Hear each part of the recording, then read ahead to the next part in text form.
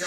We're awaiting Newt Gingrich, the winner of the South Carolina primary, the former Speaker of the House. He's getting ready to speak to his supporters. A big, huge win for Newt Gingrich in South Carolina tonight. Everyone getting ready for the next battle already. January 31st in Florida. Joining us now, though, is Ron Paul, one of the other four remaining Republican presidential candidates. Congressman Paul, thanks very much for joining us. Explain to our viewers what's next for you, because I'm still a little confused. Are you going to be campaigning aggressively in Florida, or are you already looking beyond Florida?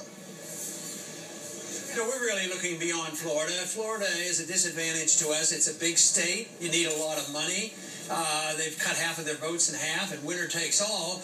So I'm a very frugal person, especially with my donors' money, and I think the money is better spent to go to the caucus states, the smaller states, because the name of the game is winning delegates, and so far there haven't been that many delegates allocated. Even after tonight, there's only about 37 delegates allocated, so I see it as the beginning of a season to accumulate delegates, and that will be our efforts. But you will participate in both of the Republican presidential debates in Florida next week, right? Yes, I will be both. I think it's Monday and Thursday. Yes, I'll be there. All right, good. Our debate, our CNN debate, is next Thursday. We're looking forward, of course, to having you there. So walk us through February. Where will you be spending your time and your money? Well, it is the caucus states. I know I can't name them all, but I know Maine is on that list. I think Minnesota's on the list. I think Nevada's on the list, and there'll be some others. But we will be. We have organizations in these states, and we will do well there. And the organization is strong, and the enthusiasm is strong. So we're looking forward to the campaign. You have a very strong organization. I was in South Carolina. I saw evidence of that.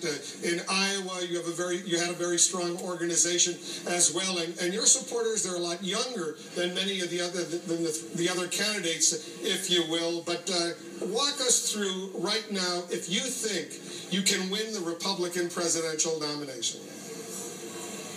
Of course we can. I don't make these bold predictions like some have in the past. I will be the candidate. No, I don't say that.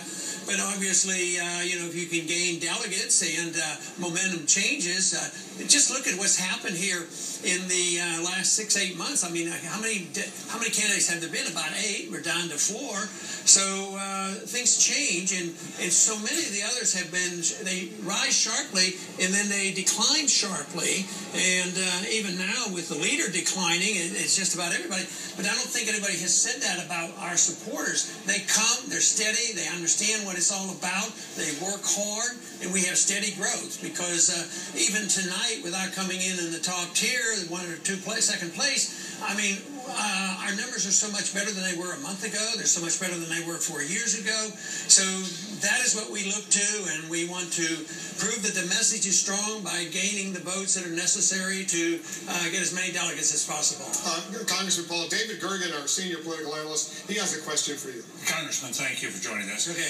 How many delegates do you think you need to go to Tampa and have a significant impact upon the platform, upon the speeches from the podium, and even perhaps upon the selection of the nominee?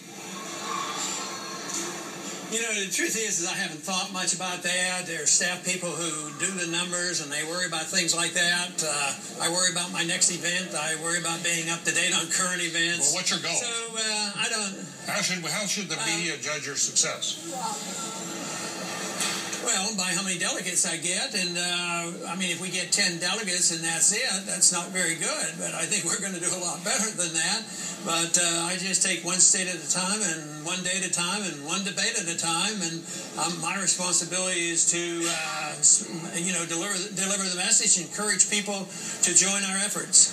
Who's the front runner right now? Would you say we've had 3 contests so far, 3 different winners? Well, it's hard to say. Mitt has been acknowledged as a front runner all along. Tonight he has a setback, but I think in 1 week, that could all be reversed. So I don't think you do have one only front runner at all.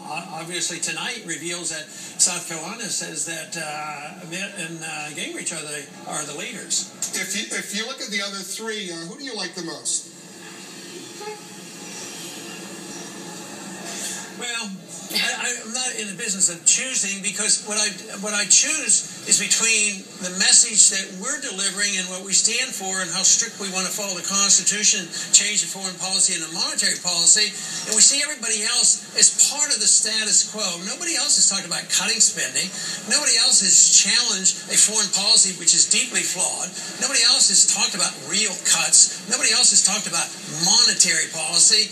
And those are the big events for me, and the country is coming around to those viewpoints. 4 or 5 years ago, nobody cared about looking at how the Federal Reserve contributes to our crisis and how they bail out people. So that's where we're making the great inroads. And I see all the other candidates, Republicans and Democrats, of some format, they support the status quo, which has been driving this country down for the last 70 or 80 years. Our economy goes down, our debt goes up, government gets larger, our civil liberties are undermined, and we continue to fight these endless wars. So I think it's a little bit different than saying that, I can pick one over the other. Right now, they all support positions that I don't hold.